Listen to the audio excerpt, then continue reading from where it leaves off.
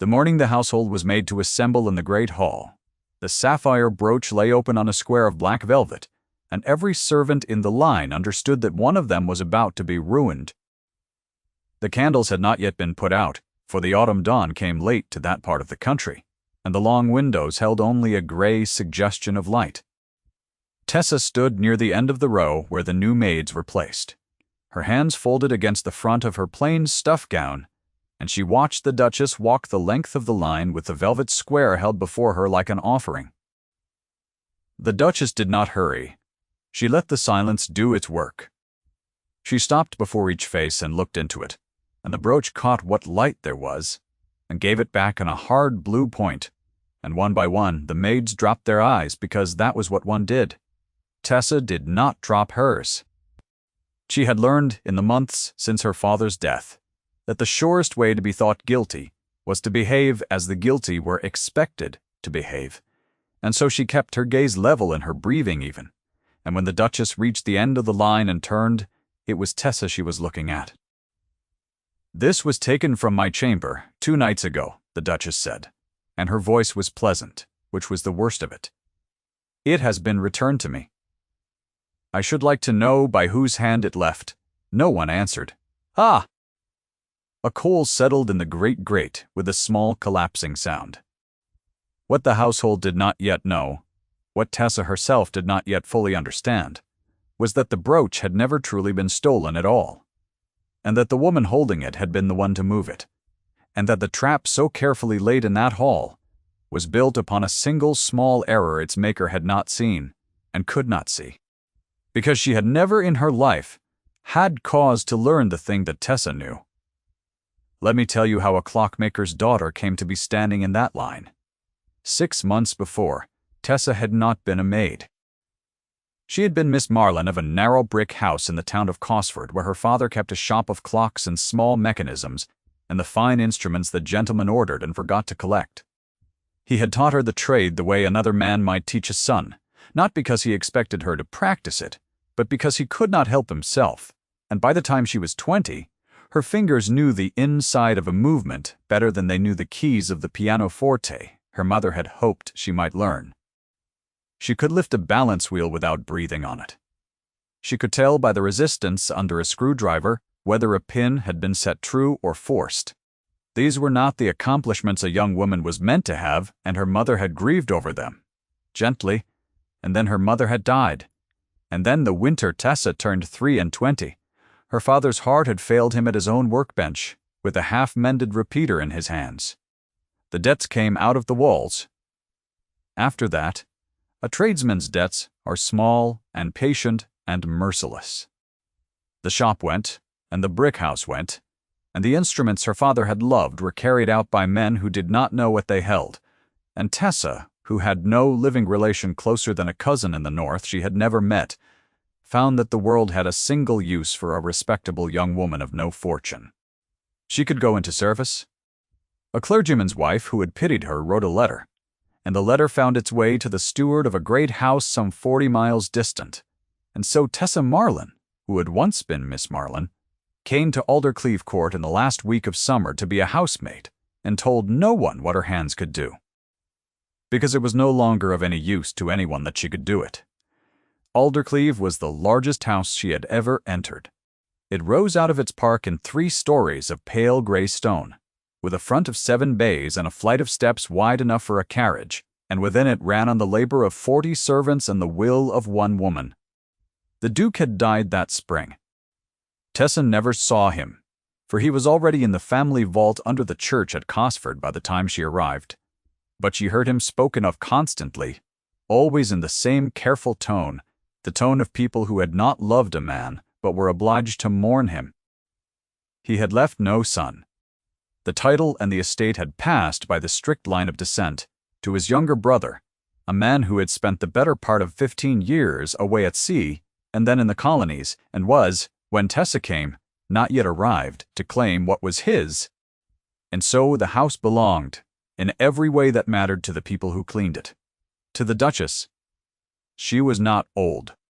That surprised Tessa, who had expected the widow of a great man to be gray and brittle, and found instead a woman of perhaps 38, handsome in the cool, hard way of a portrait, with pale hair dressed close, and a habit of stillness that made every movement she did permit seem deliberate. She had married the Duke young and given him no heir, and the failure of that, Mrs. Varro, the housekeeper, said once, and only once, and never again, had set in her something that did not soften. She held the keys. She kept the accounts. She ruled the underservants through the steward, and the upper servants through fear. And she had let it be known in the first week of her widowhood that she did not intend to be called the Dowager Duchess of Aldercleave by anyone, not while she drew breath, and that the woman who forgot herself so far as to use the word would not remain long under her roof.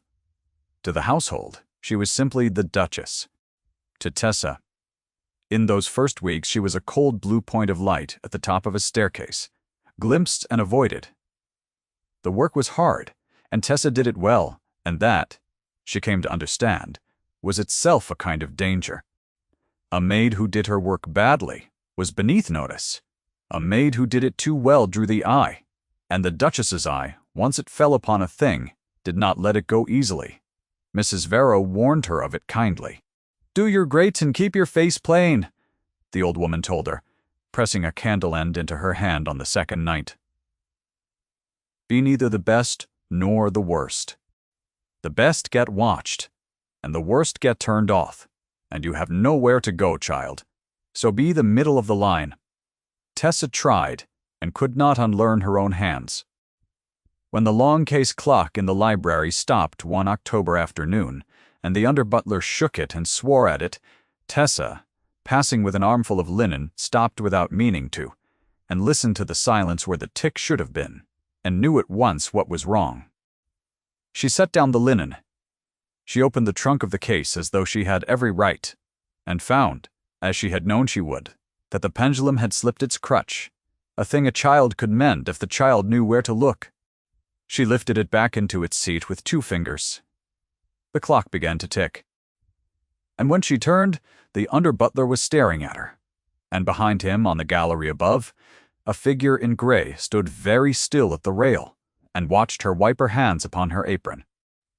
She did not know how long the Duchess had been there. She knew only that the woman did not move for a long moment, and then turned and went away without a word, and that the next morning Mrs. Varro looked at Tessa with something close to fear and said, "She asked your name, what the Duchess had seen." Tessa came to understand only much later, was not a maid who could mend a clock. She had seen a maid who could go where the keys went. A clock is a locked thing, and a girl who could open one without breaking it, who understood pins and springs and the small, honest machinery of a household's locks, was a girl who could not be safely accused of having no means to do a clever theft. The Duchess, who thought in terms of who could be made to seem guilty, had marked her as the most usable instrument in the house. She had been searching, in her cold, methodical way, for a hand to hang a crime upon, and she had just found one that the rest of the household would readily believe. The reason the Duchess wanted a thief at all was a man she had never met and already hated. His name was Ewan Brackley, and he was the Duke of Aldercleave now. And he was coming home.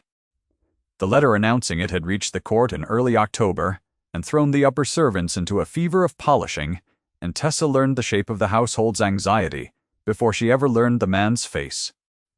He had been the younger son, the spare, sent off into the Navy at 16, because there had been no fortune to keep 2 sons idle, and he had stayed away through his brother's whole reign, and now the strict entail had reached out across an ocean and made him master of the house his brother had ruled. The Duchess had governed Aldercleave for half a year, as though it were hers. Now a stranger with a better claim was coming to take it, and with him, in the natural course of things, would come a new authority, new accounts, examined by a new eye, and the steady erosion of the only power a childless widow had left. She meant to meet him from a position of strength. Mrs. Varro understood it before anyone. She wants the house in her hand when he walks in. The housekeeper murmured over the morning's bread. She wants him to find a household that fears her and obeys her and looks to her, so that he leaves the running of it where it is, and goes back to his ships. A man who comes home to disorder takes the reins. A man who comes home to a smooth-run house lets the woman who runs it keep running it. She had been 40 years in service, and she understood the arithmetic of power in a great house better than any steward. And there is no surer way to make 40 servants fear you, she finished quietly, than to ruin one of them, justly or not. Just before he comes, Tessa heard the warning and did not see that it was aimed at her. The new Duke arrived on a Thursday in the last week of October, in a hired chaise and not a carriage, with a single trunk and no valet, which scandalized the upper servants more than anything he could have said.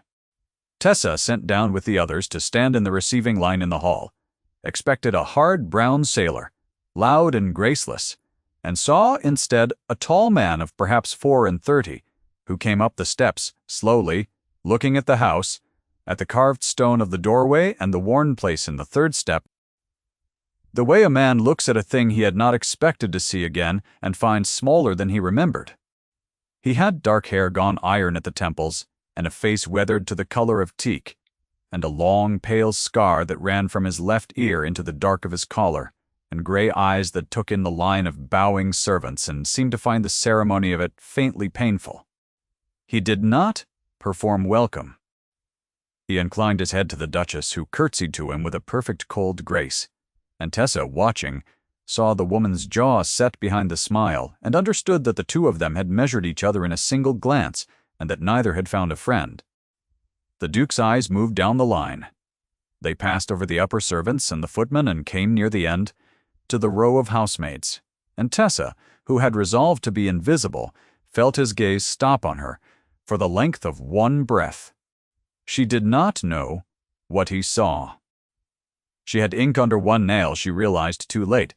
From the accounts she had no business touching, and she curled her hand into her apron to hide it, and his eyes followed the small motion and then lifted to her face, and something in his expression shifted very slightly, the way the surface of deep water shifts when something moves below it. Then he passed on. He said a low word to the steward, "Mr. Pettifer," and went up the great staircase, and the line broke, and Tessa breathed again and told herself it was nothing. It was not nothing. It would be a long while before she understood what it was. The trap was sprung 11 days after he came. In those 11 days Tessa saw the Duke perhaps a dozen times, always at a distance, and learned to read him a little.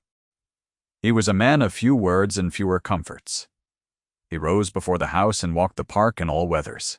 He ate plainly and drank little, and spent his evenings with the estate ledgers in the library, where Mr. Insane Pettifer attended him with the air of a man being slowly skinned, for the new Duke read every column and asked questions.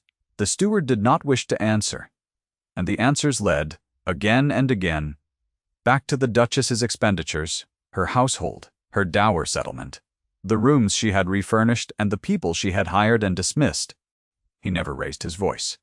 He simply turned the pages and asked and waited, and the silences he left were worse than any anger. The Duchess felt the ground moving under her. Tessa, dusting the gallery one evening, heard a single sentence come up through the library door left ajar. The Duke's level voice saying, "The dower house at Nettlebed is in good repair, I am told," and heard, after it, a silence so complete that she had backed away from the rail with her heart going hard. Because she had understood what the sentence meant, and so she knew had the woman it was said to. He had told the Duchess in the gentlest possible terms that she might be more comfortable at Nettlebed. The Duchess had perhaps a fortnight to overturn the verdict. She used it. The brooch went missing from her chamber on a Tuesday night.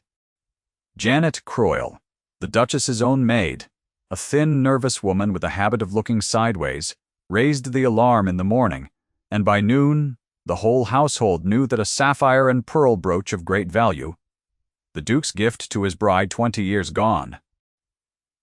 The Duchess was magnificent in her distress. She did not weep. She sat very upright in the morning room, and let it be understood that she would not have the constable called, that she would not see a girl hanged or transported over a trinket, that all she desired was the return of a thing her late husband's hand had fastened, and that she would, in her mercy, give the thief until the second morning to restore it and confess, after which she would be obliged, with the gravest reluctance, to act. It was beautifully done. It made her the wronged and merciful mistress, the moral center of the house, precisely at the moment the Duke had been preparing to displace her. It put 40 servants in fear, and it turned every eye, by slow degrees over those 2 days, toward the new maid with the clever hands who could open a locked case without breaking it, because Janet Croyle let it be known, with many a sideways look, that the lock of the jewel case had not been forced but opened, and who in the house could open a lock that had not been forced? Tessa felt the weather of the household change around her. The other maids fell silent when she came near. Mrs. Vero's face grew old. On the second night the brooch reappeared, as everyone had somehow known it would, found wrapped in a kerchief and pushed behind the loose brick at the back of the scullery passage, the part of the house where the lowest maids passed, and the kerchief, when it was shaken out before witnesses, was a plain gray kerchief of the kind issued to housemaids, and stitched into its corner in small thread where a careful girl might mark her own linen against the wash, were the initials T and M. That was the morning they were all made to assemble in the great hall. "This was taken from my chamber 2 nights ago," the Duchess said, walking the line with the velvet square. "It has been returned to me. I should like to know by whose hand it left." And when no one answered, she let the silence stretch. And then she said, almost kindly, "Marlin, step forward." Tessa stepped forward. The flagstones were cold through her shoes.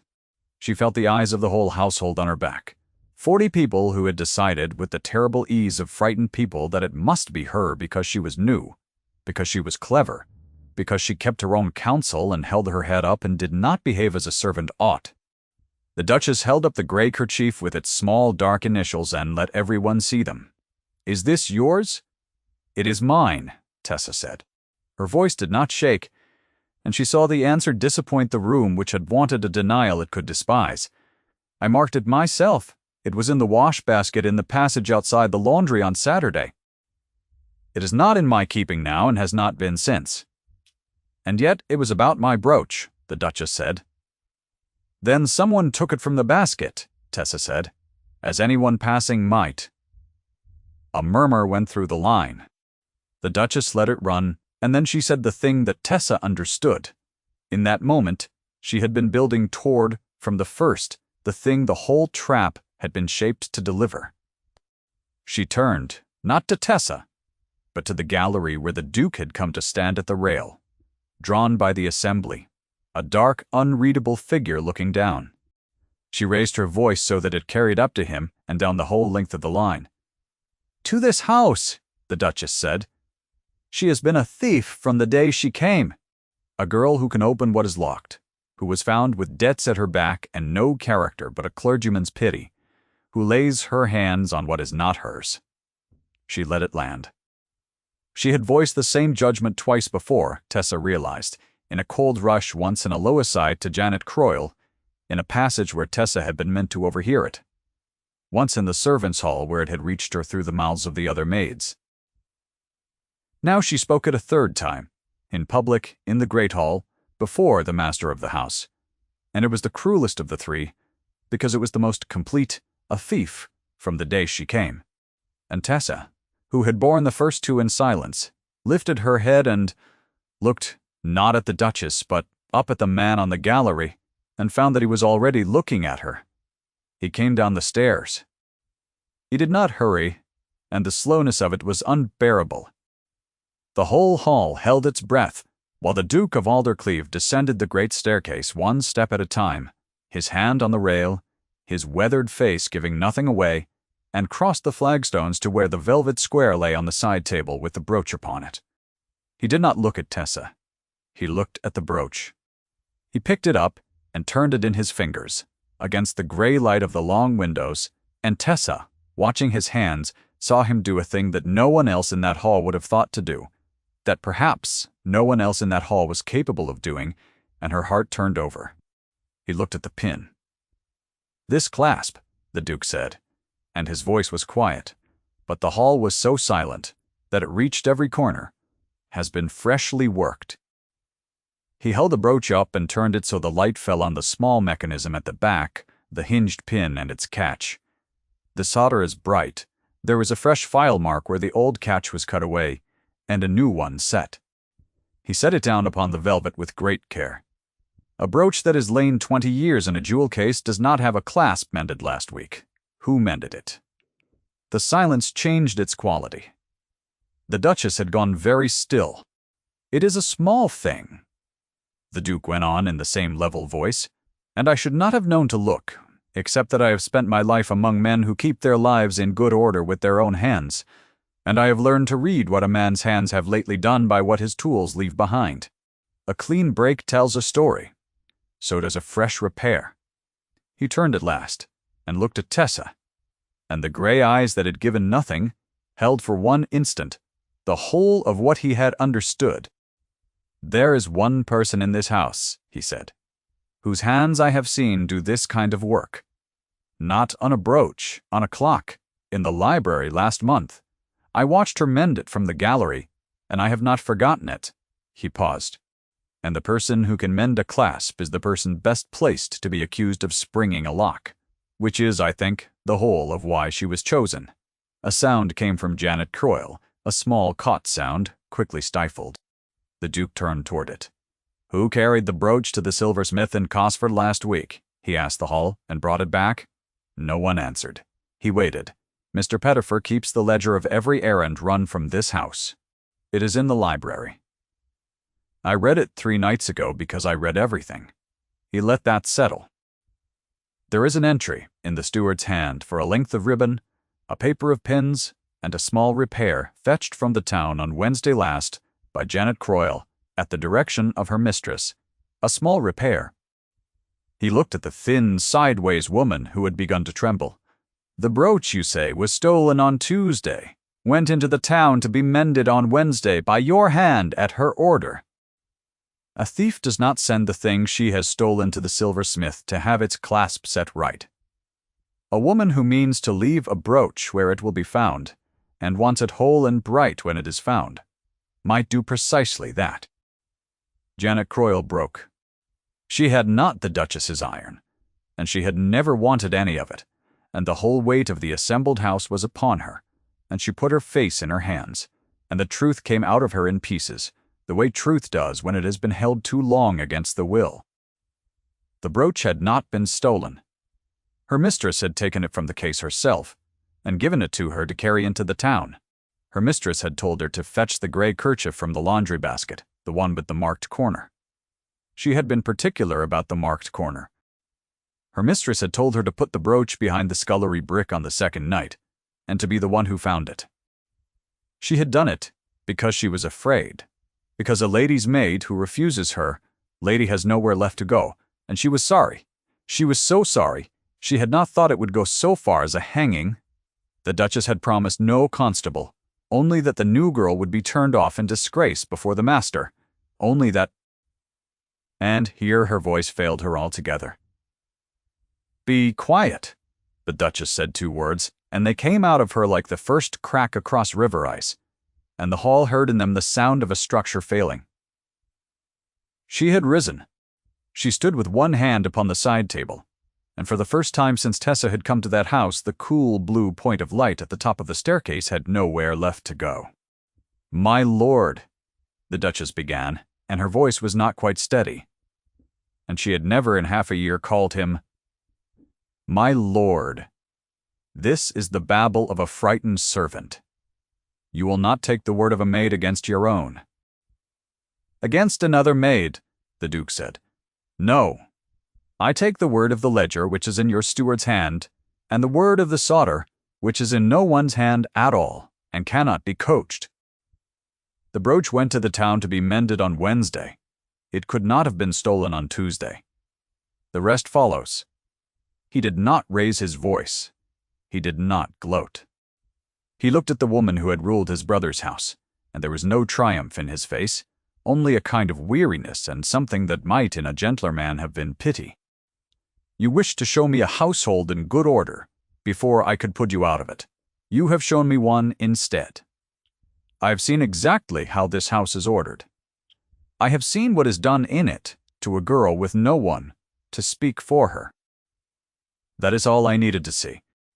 The Duchess did not faint, and she did not weep, and Tessa, who had braced for the satisfaction of seeing her brought down, found that there was no satisfaction in it, only the strange grief of watching a proud thing break. The woman's hand on the table was white at the knuckle, her mouth opened and closed. The hierarchy she had relied upon her whole life, the deep certain knowledge that the word of a duchess outweighs the word of a maid, the silversmith, the kerchief, and the truth together had simply failed to hold, here, in this one hall, before this one man for the first time in her life, and she had no other instrument. She had never needed another. "You will go to Nettlebed," the Duke said, "where you will be provided for as your settlement requires, and as my brother would have wished, you will go this week." He turned away from her, which was the gentlest cruelty of all the turning away. He did not look back. He looked instead at Tessa. "Miss Marlin," he said. It was the first time anyone in that house had called her Miss, since the door of the brick shop in Cosford had closed. Behind her for the last time she felt the word go through the assembled household like a small wind. The new Duke of Aldercleave had called a housemaid Miss in the great hall before 40 witnesses, and in doing so had said more plainly than any speech that he did not see in her what the household had agreed to see. "You will forgive a question," he said more quietly now, for her and not for the room, "that I have wanted to ask since the day I came and saw the ink upon your hand. Where did you learn to mend a clock?" "From my father, your grace," Tessa said. "He kept a shop of clocks in Cosford." Her voice was steady, but something behind it was not, and she heard it. "And so she saw, did he? I learned it because he could not help teaching me. It was never meant to be of any use. It has been of considerable use," the Duke said to me. And then, so faintly that perhaps only she saw it, the corner of his weathered mouth moved, and the gray eyes warmed. And the man who walked the park in all weathers and ate plainly and trusted no one, looked, for the space of a breath, like a man who had been very tired for a very long time and had just seen, at a great distance, the light of a house he might be permitted to enter. Then the moment closed, and he was the Duke again, and he said to Mrs. Crabble, "Vero that Miss Marlin was to be given a proper room, and her work lightened, until the matter was fully ordered, and he went up the stairs, and the assembly broke into 100 whispers behind its hands. The household did not know what to do with her after that. A maid who had been called Miss by the master was no longer quite a maid, and yet she was not a lady, and Aldercleave had no category for what she had become, Mrs. Maid. Devereux, who had feared for her, now looked at her with a kind of awed tenderness, and pressed extra coals into her grate, without being asked. The other maids, who had been so ready to believe the worst, were ashamed, and shame in a household makes for an awkward, over-careful kindness. Tessa bore it, as she had borne everything, quietly, doing her work because the work still needed doing, and because she did not know how to stop. She did not see the Duke for some days. He was occupied with the Duchess's removal to Nettlebed, which was accomplished without scene and almost without speech, and with the steward Mr. Sin, Pettifer, whose part in the small errand to the silversmith required a reckoning, and who kept his place only by the Duke's judgment that a steward obeys his mistress and is not the architect of her schemes. Janet Croyle was sent away, but not in disgrace and not without a character, for the Duke had judged rightly that her crime had been cowardice and not malice, and that a frightened woman who tells the truth when the truth cost her everything has earned a second place somewhere quieter. Miss Hyacinth Vell, the pretty heiress the Duchess had been at such pains to set before the new Duke as a suitable match, found her invitations to the court not renewed, and withdrew to her own people, and was not much mourned. What the Duke felt in those days Tessa could only read from the outside, which was the only way he permitted anyone to read him. Even so, she began to understand him a little. She understood that he had not come home wanting a house or a title or a wife. He had come home because the strict line of an entail had reached out and taken him, the same machinery that had once sent him away to sea at 16 because there was no fortune to keep a second son, and that he carried in him an old grief about being the spare, the one the family had had no use for, the one whose worth no one had measured, because the law had measured him already, and found him second. He knew better than any duke in England what it was to be looked at and dismissed. He had recognized it in a maid with ink on her hand, because he had spent his whole life with it under his own skin. That was why he had looked when no one else would look. That was the old grief in him, and Tessa understood it the way one understands a thing one has carried oneself without needing it explained. If you have stayed with Tessa this far through the cold of that long morning, stay a little longer, for the warm part is coming, and she earned it. He sent for her on a gray afternoon when the light was failing early. She found him in the library where the long case clock she had mended ticked steadily in its corner, and he was standing at the window with his back to the door, looking out at the bare park and the first thin snow beginning to come down over it. He did not turn at once. "I have done a thing today that I should have done my first week," he said, "and did not, because I am a coward in small matters, who has never been one in large." He turned. He had in his hand a small, flat box. "I have written to Cosford, to a man named Greeling, who, I am told, kept your father's accounts. The debts that took your father's shop were honest debts, and they had been honestly paid, every one, this morning, by my steward, at my direction." He said it plainly, without weight, the way a man states a fact he does not wish to be thanked for. "There is no claim now standing against your father's name. It is clear. I thought you should know it before anything else I might say." Tessa stood very still. The snow came down beyond the window. Something in her chest that had been clenched tight since the winter her father died at his bench eased by a fraction it had not eased in a year, and she found she could not speak. "I did not do it to bind you to me," the Duke said, watching her face. "I want that understood. A man does not buy a person's regard, and I would not have yours on those terms. I did it because it was a wrong thing that I had the means to set right, and I have grown weary of wrong things. I have the means to set right, and do not. That is all. You owe me nothing for it." He paused, and the snow light fell across the scar at his jaw, and he said, more slowly, "But there is a thing I should like to ask you that has nothing to do with the debt, and I want you to know they are separate before I ask it, so that you may answer the one without thinking of the other." "Ask it, Your Grace," Tessa said. He set the small flat box on the table between them and opened it.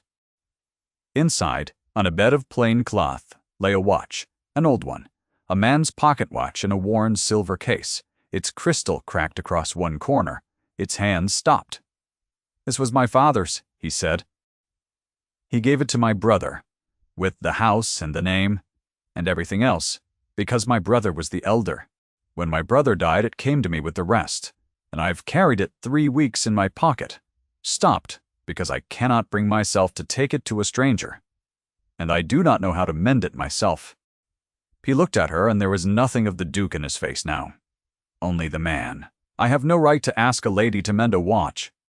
I had no right to call you Miss in that hall, by the strict reckoning of the world, and yet it was the truest thing I have said since I came home. I find I do not much care for the strict reckoning of the world. It sent me to sea at 16, and it nearly hanged you for a thief. And I have decided, having seen what it does, that I will keep only the parts of it that are just." He pushed the box an inch toward her. "Will you mend my father's watch, Tessa? And will you stay, not as a maid while you do it, and let me learn the rest of who you are?" It was not a declaration. He was too careful and too grieved a man for a declaration, and she would not have believed one. It was the watch, and her name, and the door of a house held open by a man who knew exactly what it cost to be left outside one. She understood all of it. She reached out and took the watch from its box, and turned it in her fingers the way she had turned 1,000 movements in her father's shop, and felt the old sure knowledge come up into her hands, the one thing the world had not been able to take from her. "It is the mainspring," she said softly after a moment, holding it to the failing light. "I can feel the slack. It is a simple thing. It only wants someone who knows where to look." She raised her eyes to his, and found him watching her with the whole of himself for the first time, the mask entirely down, and she did not look away, and the small distance of the table between them seemed to her the last distance in the world that mattered, and the easiest to cross. "I will mend your father's watch, your grace," she said, "and I will stay." They were married in the spring in the church at Cosford, where her father lay quietly, without a great wedding, because neither of them had any taste for spectacle, and both of them had had enough of being looked at by people who did not see. The Duchess did not come down from Nettlebed, but she sent a letter, stiff and short, that the Duke read once and put away without comment. And Tessa understood that the woman had written it because to refuse entirely would have been to admit she had been broken, and that she was correcting herself, in her cold, proud way. By the only road her pride would permit, there was no triumph in the house over her fall, or never had been. A house that had once feared her now simply did not think of her, which was, in the end, the heaviest thing that could have happened to a woman who had wanted above all to be reckoned with. The watch ticked on the mantel of the small sitting room that became, by degrees, the heart of the great cold house. The one warm room in it, where the new Duchess of Aldercleave kept her father's tools laid out on a square of green baize and mended, for the pleasure of it now, and not the need. The clocks and the small mechanisms of a household that had decided, having watched her do it, that there was no shame at all in a great lady who knew the inside of a movement better than the keys of a pianoforte.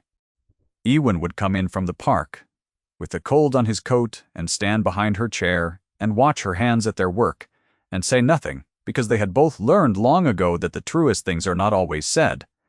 And the snow would come down past the long windows over the bare park, and the fire would settle in the grate with that small, collapsing sound. And on the mantel, where everyone who entered could hear it, the old silver watch that had been carried stopped in a grieving man's pocket for 3 weeks, kept its steady time. She had mended it the first week. It had only wanted someone who knew where to look,